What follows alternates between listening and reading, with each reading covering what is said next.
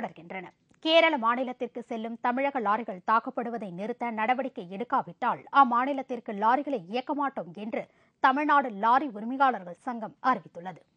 இது தொடர்பாக செய்தியாளர்களை சந்தித்த தமிழ்நாடு லாரி உரிமையாளர் சங்க தலைவர் நல்லதம்பி, கடந்த 2 நாட்களுக்கு முன்பு தேனி மாவட்டத்தைச் சேர்ந்த லாரி ஒன்று கேரள மாநிலம் அடாலி என்ற இடத்தில் தாக்கப்பட்டதாக கூறினார். மேலும் லாரியை சேதப்படுத்தியதுடன் ஓட்டுநரையும் அடித்து காயப்படுத்தி உள்ளதாக கூறிய நல்லதம்பி, கேரளா செல்லும் லாரிகளுக்கு பாதுகாப்பு வழங்காவிட்டால் தமிழகத்தில் இருந்து அத்தியாவசிய பொருட்களை ஏற்றி செல்லும் லாரிகளை கேரளாவிற்கு செல்லவிடாமல் நிறுத்திவிடுவோம் என்றும் தெரிவித்தார்.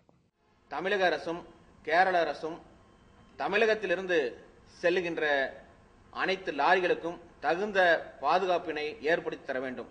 இந்த சம்பவமும் தொடர்ந்து நடக்குமேயானால் தமிழகத்திலிருந்து தினசரி 8000 லாரிகள் வரை கேரளாவுக்கு சென்று வருகின்றது. அந்த லாரிகளை கேரளாவிற்கு அனுப்பாமல் நிறுத்தி போராட வேண்டிய சூழ்நிலை ஏற்படையும் தெரிவித்துக் கொள்கின்றோம். சென்னை மாநகராட்சியின் மாமன்ற கூட்டத்தில் அண்ணா அறிவாலய பகுதியை மீட்க வேண்டும் என்று அதிமுகவினர் கூறியபோது அதிமுக திமுக இடையே வாக்குவாதம் முற்றியதில் திமுக கவுன்சிலர் தாக்கப்பட்டார். இதற்கு கண்டனம் தெரிவித்து திமுகவினர் வெளிநடப்பு செய்தனர். சென்னை மாநகராட்சியின் மாமன்ற கூட்டம் இன்று காலை மேயர் சைதை துரைசாமி தலைமையில் நடைபெற்றது. அண்ணா அறிவாலயம் கட்டப்பட்ட போது அதற்காக 10% திறந்தவெளி இடப்பதிவு செய்யப்பட வேண்டிய இடத்தை அறிவாலயத்தோடு சேர்த்துள்ளதற்கு கடும் எதிர்ப்பு தெரிவித்த அதிமுக கவுன்சிலர்கள் அறிவாலயத்தின் அந்த பகுதியை மாநகராட்சி மீட்க வேண்டும் என்று வலியுறுத்தினார்கள். அதிமுகவினரின் இந்த கோரிக்கைக்கு திமுக கவுன்சிலர்கள் கடும் எதிர்ப்பு தெரிவித்தனர். அப்போது பேசிய திமுக கவுன்சிலர்கள், கடந்த கூட்டத்தில் மு.க.ஸ்டாலினின் சட்டமன்ற அலுவலகத்தை அகற்ற தீர்மானம் கொண்டு வந்தது போல இப்போது அண்ணா அறிவாலயத்திற்கு எதிராக பழிவாங்கும் செயலில் ஈடுபட முயற்சிப்பதாக குற்றம் சாட்டினார்கள். இருதரப்பினருக்கும் இடையேயான வாக்குவாதத்தால் மன்ற கூட்டத்தில் அமளி நிலவியது. அப்போது திமுகவை சேர்ந்த 97வது வார்டு கவுன்சிலர் வாசு தாக்கப்பட்டார். இதனை கண்டித்து திமுகவினர் ஜனநாயக முறைப்படி கூட்டம் நடைபெறவில்லை என குற்றம் சாட்டி அவையிலிருந்து வெளிநடப்பு செய்தனர். தேசிய முற்போக்கு திராவிட கழகத்தின் முதல்கட்ட அமைப்பு தேர்தல் தமிழகம் முழுவதும் இன்று 6வது நாளாக நடைபெற்றது. தமிழகத்தில் உள்ள ஒன்றிய கிளை கழகங்கள், நகராட்சி, பேரூராட்சி பகுதிகளில் உள்ள வார்டு கழகங்கள், மாநகராட்சிகளில் உள்ள கிளை கழகங்கள் ஆகியவற்றிற்கு முதல்கட்ட அமைப்பு தேர்தல் மாவட்ட தேர்தல் பொறுப்பாளர்கள் தலைமையில் நடைபெற்றது. பெரம்பலூர் தேமுதிக முதல்கட்ட அமைப்பு தேர்தலுக்கான விண்ணப்ப படிவங்களை பெரம்பலூர் மாவட்ட பொறுப்பாளரும் ராதாபுரம் தொகுதி சட்டமன்ற உறுப்பினருமான மைக்கேல் ராகப்பன் வழங்கினார். இந்நிகழ்ச்சியில் மாவட்ட கழக செயலாளர் துரை, காமராஜ் உள்ளிட்ட கழக நிர்வாகிகள் ஏராளமானோர் கலந்து கொண்டனர். இதேபோல் தருமபுரி மாவட்டத்தில் நடைபெற்ற தேமுதிக முதல்கட்ட அமைப்பு தேர்தலுக்கான விண்ணப்ப படிவங்களை கழக துணை செயலாளரும் மாவட்ட பொறுப்பாளருமான சுரேஷ் வழங்கினார்.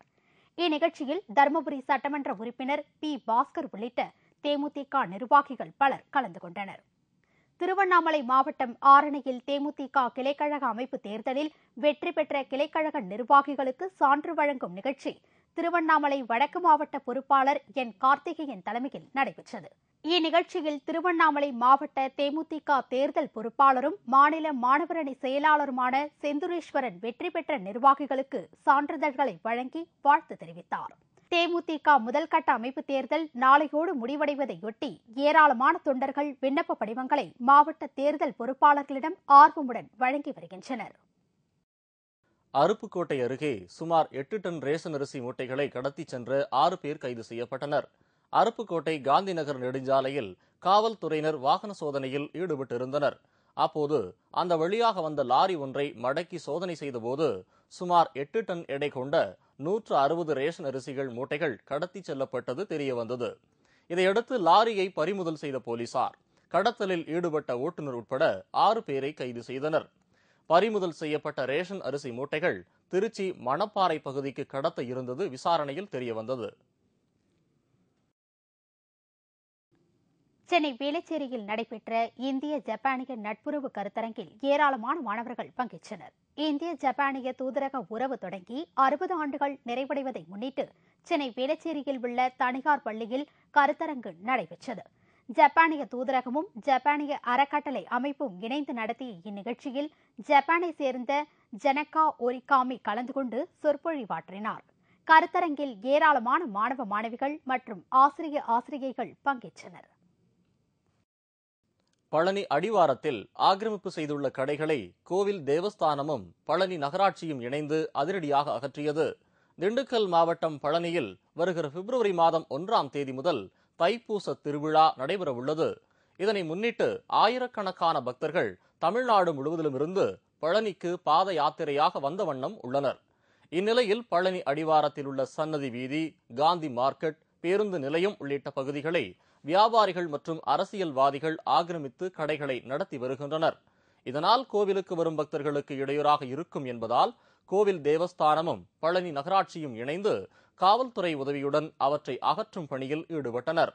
இதனால் பொதுமக்களும் பக்தர்களும் மகிழ்ச்சியடைந்துள்ளனர். பனிப்பாறைகளில் ஏற்படும் திடீர் சரிவில் சிக்கிக் கொள்பவர்களை மீட்பது குறித்து காஷ்மீர் பகுதி ராணுவத்தினருக்கு பயிற்சிகள் அளிக்கப்பட்டு வருகிறது. கடந்த சில தினங்களுக்கு முன் காஷ்மீரின் எல்லைப் பகுதியில் திடீர் பனிச்சரிவு ஏற்பட்டது. இதில் எல்லை பாதுகாப்பு பணியில் ஈடுபட்டிருந்த காவல்துறை அதிகாரி உட்பட 2 பலியானார்கள். இந்நிலையில் இதுபோன்ற திடீரென்று ஏற்படும் பனிச்சரிவுகளில் சிக்கிக் கொள்ளும் பொதுமக்களை விரைந்து மீட்பது குறித்து ராணுவத்தினருக்கு பயிற்சிகள் அளிக்கப்பட்டது. மேலும் மீட்பு பணிகளில் ஈடுபடும் வீரர்களுக்கு தேவையான உபகரணங்களான தேடும் கருவிகள், மோப்ப நாய்கள் உள்ளிட்டவைகளும் வீரர்களுக்கு அளிக்கப்பட்டது. இதேபோன்று காஷ்மீர் பகுதியில் உள்ள தேசிய நெடுஞ்சாலைகளில் சிக்கிக் கொள்ளும் பொதுமக்களின் வாகனங்களையும் மீட்க ராணுவத்தினர் பயன்படுத்தப்பட்டு வருகின்றனர்.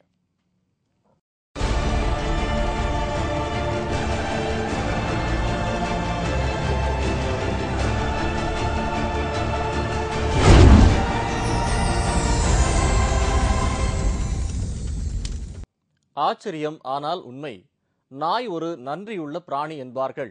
ஆனால் அதற்கு நன்கு பயிற்சி கொடுத்தால் மனிதர்களைப் போல பல்வேறு சாகசங்களை நிகழ்த்தும். இதோ இந்த நாய் செய்யும் சாகசங்களை பாருங்கள். Percentage of discs that the dog was able to catch. That will be the tiebreaker. Right here, I think it's originality that's going to get them some big scores with the judges. Great opening routine, doing some fun rolls and that there before they get into catching the disc. Now, I've seen a dog do that on 2 feet together, but not one-on-one. That was amazing. Unique talents and abilities. And we should point out that the timing of each one of these events doesn't start until the first the disc up, until they can get it in their mouth. கடைசி test போட்டியிலும் தோல்வியை தவிர்க்க India போராட்டம். அடுத்தடுத்து விக்கெட்டுகளை பறிகொடுத்து திணறல். விவரம் இடைவேளைக்கு பிறகு.